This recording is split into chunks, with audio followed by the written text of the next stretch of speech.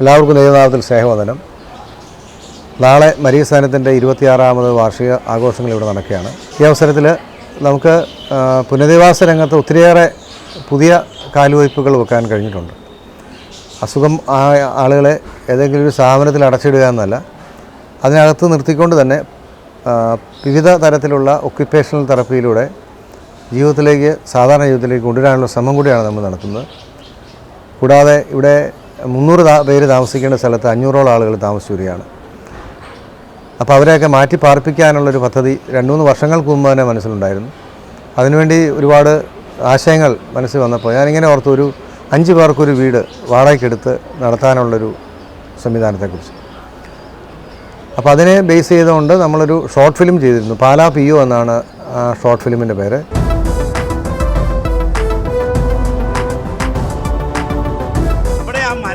നാട്ടുകാരെടുത്ത് പഞ്ഞിക്കെടുത്തുണ്ട്.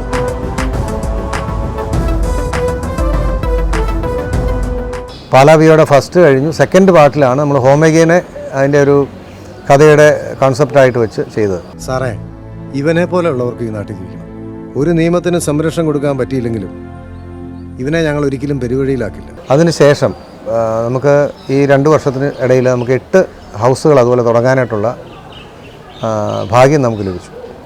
അതിലൂടെ 40ഓളം ആളുകളാണ് സാധാരണ ആളുകൾ താമസിക്കുന്ന പോലെ വില്ലകളിലൊക്കെ വീടെടുത്തിട്ടുണ്ട്, അതുപോലെ ഗ്രാമങ്ങളിലെടുത്തിട്ടുണ്ട്. അപ്പോൾ പല സെറ്റിങ്സിൽ അവർ സാധാരണ മനുഷ്യരെ പോലെ ജീവിക്കാനുള്ള സാഹചര്യങ്ങൾ ഒരുക്കാൻ നമുക്ക് കഴിഞ്ഞു.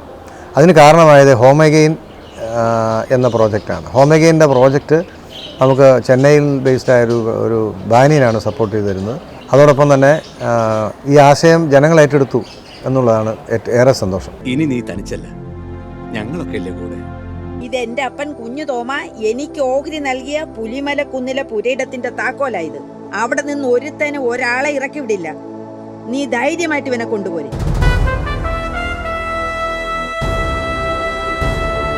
പാലാ POയിൽ വളരെ നല്ല രീതിയിൽ അഭിനയിച്ച ഒരാളാണ് പ്രദീപ്. മരീസാനത്തിൽ വരുന്നതിന് മുമ്പ് ഒരു കഥയുണ്ടല്ലോ പ്രദീപിന്. പ്രദീപ് ഏതൊക്കെ രംഗങ്ങളിൽ പ്രവർത്തിച്ചിട്ടുണ്ട്? ഞാൻ മെയിനായിട്ട് കാർപ്പൻട്രി വർക്കായിരുന്നു. പിന്നെ അതിനുശേഷം കൊത്തുപണി രംഗത്തേക്ക് മാറ്റിയാണ്. ഓക്കെ. ഉടമ്പടി പണികൾ ഞാൻ എടുക്കുന്നുണ്ടായിരുന്നു. ഇപ്പോൾ കലാരംഗത്ത് എന്തെങ്കിലുമൊക്കെ? കലാരംഗത്ത് സ്വന്തമായിട്ട് ഞാനൊരു ട്രൂപ്പ് തന്നെ തുടങ്ങിയായിരുന്നു. ഗോൾഡൻ സ്റ്റാർ കമ്മ്യൂണിക്കേഷൻ എന്നായിരുന്നു ആ ഗാനമേളയുടെ പേര്. നിർഭാഗ്യവശാൽ ഗാനമേള വിജയിച്ചുവെങ്കിലും സാമ്പത്തികപരമായിട്ട് ഒരുപാട് ദൗർബല്യം നേരിടുന്നുണ്ട്. അങ്ങനെയാണോ മാനസിക അസ്വസ്ഥത, വിഷമങ്ങൾ? ഒന്നാമത്തെ ഒരു മാനസിക രോഗം തുടക്കം അത് തന്നെയാണ്. ആരും അടുത്ത് വരണ്ട, ഞാൻ മരംകൊത്തി അല്ല, പെരുന്നച്ചൻ വീതിളിക്കും മകന്റെ കഴുത്തറുത്തും പെരുന്നച്ചൻ. കൂടാതെ നാട്ടിലുള്ള കുറെ നല്ലവന്മാര് അവനെ മരംകൊത്തി വിളിച്ചിട്ട് ഓടിക്കളയും. ധൈര്യം മുഖത്ത് നോക്കി സംസാരിക്കണം. വഴിക്കുന്ന പോക്കത്തിനും കാണിക്കുന്ന പിന്നെ ഞാൻ പിടിച്ചെന്നെ ഉമ്മം കൊടുക്കണോ? ഇനി ആരെന്ത് വെള്ളം പറഞ്ഞോട്ടെ, എനിക്ക് എന്റെ വീട് കൊടുക്കാൻ തൽക്കാലം സൗകര്യമില്ല. ചേട്ടത്തി, മനോരോഗം ആരുടെയും കുറ്റമല്ല. ചേട്ടത്തിയുടെ തലയിൽ അല്പം സോഡിയം അല്ലെങ്കിൽ ലിഥിയം കുറഞ്ഞാൽ ചേട്ടത്തി ഇതിലപ്പുറവുമായിരിക്കും. ഏതായാലും ചാക്കോച്ചൻ പോയി അവനെ ഡിസ്ചാർജ് ചെയ്തോണ്ട് വാ. ക്ലാസ്മേറ്റ് അല്ലേ, ഇവൻ തന്നെ പോണം. നാട്ടുകാരെല്ലാവരും ഒറ്റക്കെട്ടായി ഇടഞ്ഞു നിൽക്കുമ്പോൾ നമുക്ക് പിന്നെ മറ്റെവിടെയെങ്കിലും. നമ്മൾ ഈ പാലാ PO എന്നും പറഞ്ഞൊരു ഷോർട്ട് ഫിലിം ചെയ്തല്ലോ. അതെ. അപ്പോൾ അതിൽ നമ്മുടെ ചാലി പാലായ ഉണ്ടായിരുന്നു, മണ്ണാട്ട് സന്തോഷ് ചേട്ടനുണ്ടായിരുന്നു, ബാബു ചേട്ടൻ, പിന്നെ ഞങ്ങൾ ബ്രദേഴ്സായിട്ടും. പിന്നെ ആ ചേച്ചിയുടെ പേര് ഓർക്കുന്നുണ്ടോ? കുഞ്ഞൻ്റെ അമ്മ. എത്രയോ കാശ് ആർക്കും ഉപകാരമില്ലാതെ ദൂർത്തടിച്ച് നശിപ്പിച്ച് കളയുന്നു. ഇതേതായാലും ഒരു നല്ല കാര്യത്തിനല്ലേ. അഭിനയിച്ച ആളുകൾ നല്ലതാണെന്ന് പറഞ്ഞപ്പോൾ ഒക്കെ ഉണ്ടായ ഒരു മനസ്സിന് എന്തൊക്കെ ഇങ്ങനെയൊക്കെ. ആ ഷോർട്ട് ഫിലിം പൂർത്തീകരിച്ച് കഴിഞ്ഞപ്പോൾ എൻ്റെ മനസ്സിലുണ്ടായ വികാരം എന്ന് പറഞ്ഞാൽ ഞാൻ ജീവിക്കുകയായിരുന്നു ആ പടത്തിനകത്ത്.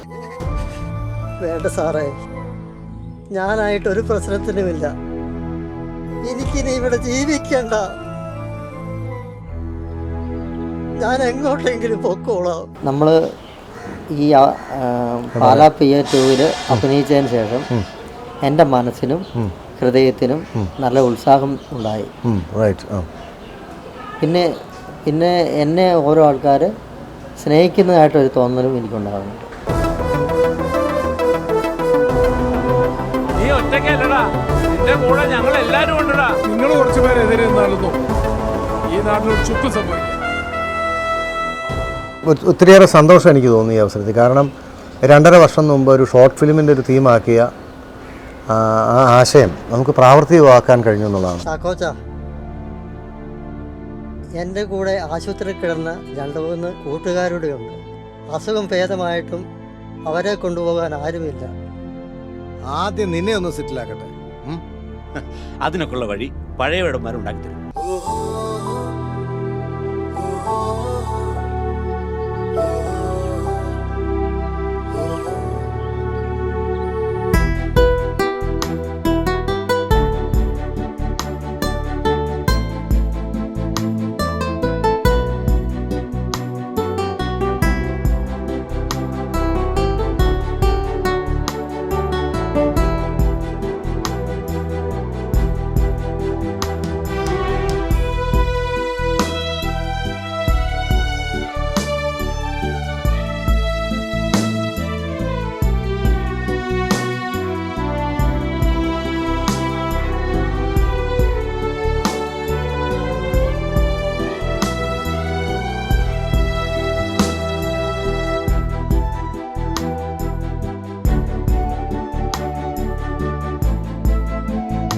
എട്ടോളം ഹോം അഗെയിൻ പ്രോജക്റ്റുകൾ നമ്മൾ ആരംഭിച്ചു കഴിഞ്ഞു.